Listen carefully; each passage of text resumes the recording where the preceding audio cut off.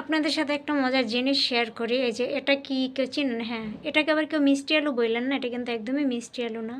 প্রথমে দেখে আমিও ভেবেছিলাম এটা হয়তো মিষ্টি আলু, কিন্তু পরে যে আমার কাছ থেকে নিয়েছে সে বললো যে না, এটা মিষ্টি আলু না। এটা নাকি কাঁচাই খেতে হয়, এভাবে ধুয়ে তারপরে এই ছোলাটা উপরে নাকি ছিলা নিতে হয়। কিন্তু এটার নাম কি জানি, কিশোরী বললো না জানি, গাছ পাতা বললো জানি, আমার মনে নাই।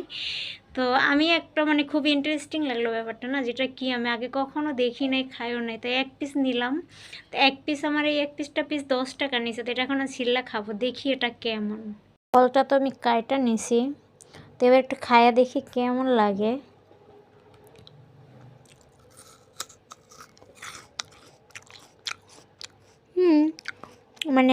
কসকসা, খুব রসালো, আর হালকা মিষ্টি, পানি পানি, একদম বাজে তা না। তবে যেরকম একটা ঘেরান, তাতে আমি ভেবেছিলাম হয়তো খুব বাজে হবে খাইতে, কিন্তু না, একদমই না। তো সাথে আমি একটু পেয়ারাও কেটে নিছি।